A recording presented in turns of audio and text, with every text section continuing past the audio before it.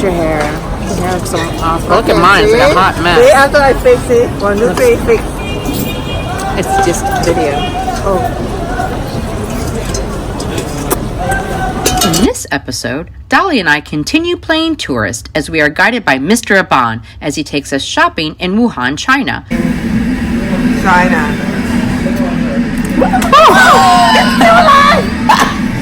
No, it's better not be. Before we finally head back home to the United States. And yes, we have to spend another long-ass layover in the Ensue airport. Crimea River, right? That place rocks. Welcome to my final episode of my I have no idea how many episodes I'm going to get out of the plethora of footage from this amazing trip to China series. So be sure to subscribe so you can come back and watch the entire adventure from the beginning. And I would love to hear your comments. Maybe we need to hit up the World Dog Show in 2020. After so much fun and excitement, these two Americans were definitely putting out major requests for Starbucks. Oh, we needed a boost. Little did we know that this would inspire even more fun on our adventure, because the closest Starbucks happened to be at Wuhan's shopping mecca. We're going to go to Simbaka, or otherwise known as Starbucks. Oh, look at that. The puzzles. No, it's a jigsaw. Oh, Jigsaw puzzles. You need a sock? I don't need socks. I have never seen a mall like this ever. Like 4 stories of shops and stores. Dolly and I were in heaven. There were so many amazing things to see and do. But you know what I really wanted to find? Were more of those knockoff purses that I found at the Walmart Plaza. We walked all around and couldn't find them, so that's when Mr. Aban said he knew exactly where we needed to go. One of the outdoor markets. Hold tight, peeps, because this was an experience like no other. You see, they have rows and rows and rows of these fancy schmancy little boutique-y type stores where you can find just about anything and everything. High quality designer and even non-designer items of everything imaginable. And this economy is definitely booming because the place was jam-packed. But if you go down the side streets and behind all of the fancy schmancy stuff, that's where things get down and dirty. I mean, everything is dirt cheap. Everything. Everything. So all that stuff we get from China? Yeah, well, this is the mother load. From electronic accessories we have and don't have in the States. Okay, look at this. So it's not going in this way, it's going This is perfect. Why do we not have these? To clothing that no matter how much weight I lost or exercising I did, there is no way I would ever fit in. Oh my God. Then stretch with your waist and then you see that it's not gonna fit her.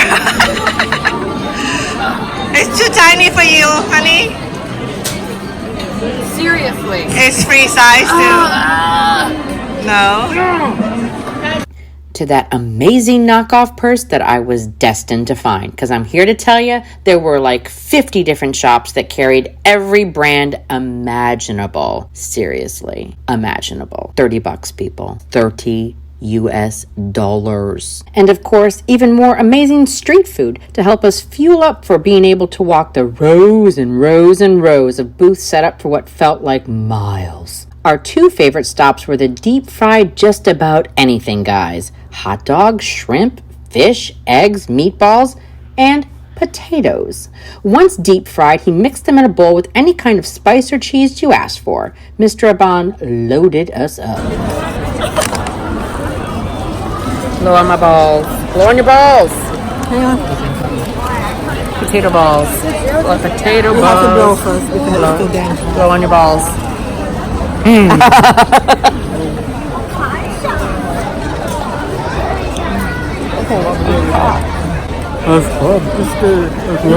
And then came the stringy, sugary filled candies. They looked like gummy worms, but were so much better. And yes, a sugar high waiting to happen. Like total sugar buzz to the 12th power. After fueling up with all of those little snacks, we had the long walk back to the car and then the even longer drive back to the hotel, which allowed me to actually take in the beauty of this city at night.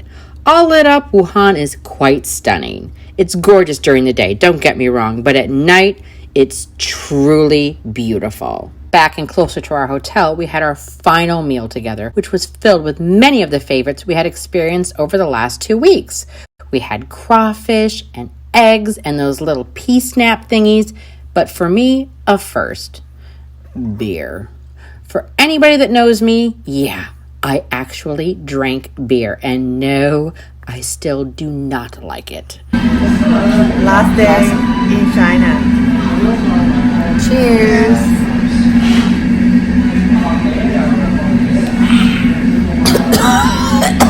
What? I don't like beer.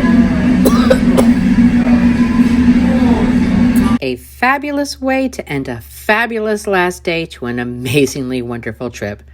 Mr. Aban has truly been the most awesome host, making this experience amazing. It was so much so that I was actually looking forward to the trip portion of getting home, including another 17-hour layover at the Ensue airport. I mean, come on. Now I knew all I needed to do was bring a pillow, blanket, and earplugs. Stepping foot back on U.S. soil was bittersweet.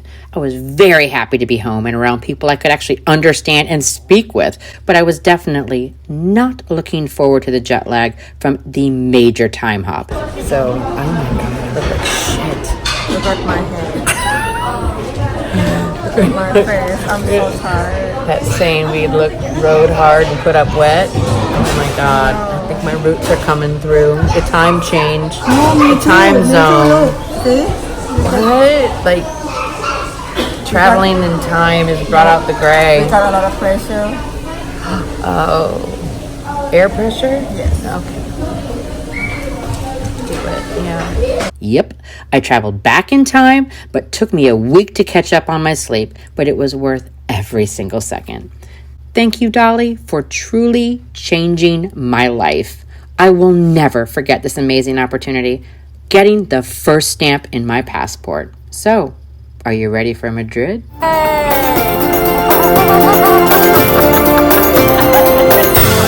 Hey.